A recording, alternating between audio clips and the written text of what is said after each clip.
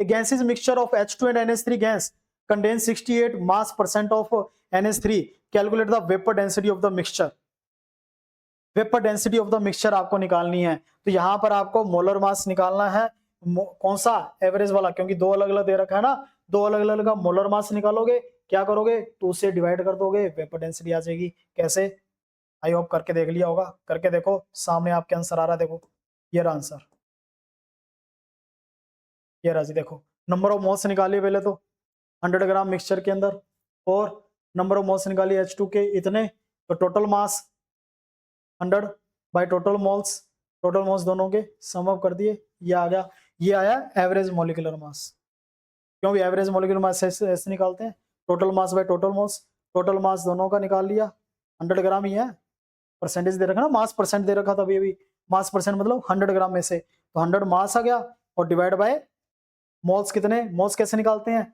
Given mass by, अच्छा ये 68% दे रखा ना, मास परसेंट था, given mass divide molar mass, NH3 का मोलर मास, SeH2 का 68 अगर NH3 का है तो 100 माइनस 68 32 किसका होगा? हाइड्रोजन का होगा, उसको 2 से डिवाइड कर दिया, 16 आ गया, दोनों का सम अप कर दिया, टोटल मोल्स हो गए, तो 100 बाय टोटल मोल्स 25 आ गए, 5 आ गया एम एवरेज, मतलब average molecular mass, average molecular mass को डिवाइड कर दिया 2 से। ये कहां से आया समझ गए क्या? अरे अभी अभी बताया आपको, वेपर डेंसिटी क्या होती है बच्चों? वेपर डेंसिटी थी मॉलिक्यूलर मास एवरेज, ठीक है, डिवाइड बाय हाइड्रोजन का मोलर मास यानी कि 2, ये था, और ये यहाँ पर वैल्यू पुट की है 5/2 2.5, 2.5 will be the vapour density, will be the answer, ठीक है, तो ये अपना आंसर आ जाएगा, ठीक है। इसी तरीके से आप दूसरे क्वेश्चंस भी इसी तरह से कर सकते हो।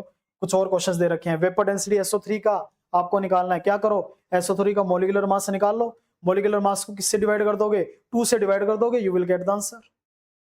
सिंपल, करने की भी जरूरत नहीं है, आप मोलर मास निकालो, मॉलिक्यूलर मास निकालना आता है ना, 2 से डिवाइड कर दो। फिर vapour density sample containing 5 moles of O2 and 5 moles of N2 with respect to helium gas, helium gas के रिस्पेक्ट में करना है।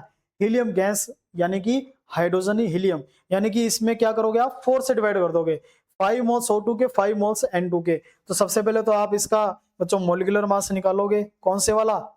एवरेज वाला। क्यों? दो अलग अलग गैसेस दे रखी है ना, सैंपल दे रखा है O2 और N2 का, तो कैसे निकालेंगे? टोटल मास यानी मोल्स को अगर मॉलिक्यूलर मास से मल्टीप्लाई कर दूं 32 प्लस मोल्स को molecular mass 28 divide by total moles 5 और 5 10 इससे कर दूं, तो यहां पर आपका मोलर मास आ जाएगा। इसको करके देखते हैं, 160 ये हो जाएगा, 110 बनता है क्या? 140, ठीक है, डिवाइड बाय 10 कितना आ गया? ये 300/10, ये आ गया जी 30, ठीक है, 30 आपका मॉलिक्यूलर एवरेज मॉलिक्यूलर मास आ गया। और यहाँ पर अपने को क्या निकालना? Vapour density. वेपर डेंसिटी समझ गए, एम एवरेज डिवाइड बाय, इस पर क्या करना है? हाइड्रोजन नहीं करना है, आपको बोल रखा, मेंशन कर रखा है, मैंने अभी बताया। अगर कोई और गैस मेंशन करके तो उसके अकॉर्डिंग चलेंगे, उसका मोलर मास, तो हीलियम का मोलर मास यानी एटॉमिक मास कितना होता है? 4 होता है, तो 4 से डिवाइड करेंगे, इस बार 2 से डिवाइड नहीं करेंगे। तो 30/4 कितना होता है अभी? 7.5, you will get the answer. तो यहाँ पर 7/0.5 आ जाएगा, ठीक है।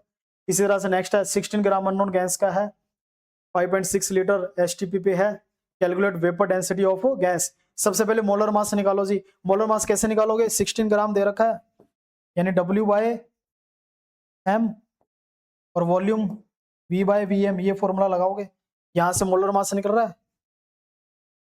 तो ये कैसे निकाला समझेंगे ना, नंबर ऑफ मोल्स का फॉर्मूला ही तो है।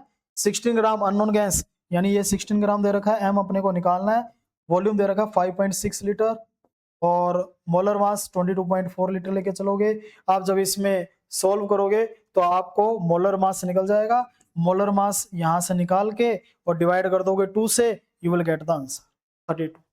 ये आपका आंसर आ जाएगा। क्लियर है? वेपर डेंसिटी का आंसर। यहां से एम निकाल के उसको 2 से डिवाइड करोगे, you will get the answer. तो आई होप आपको समझ में आ गया।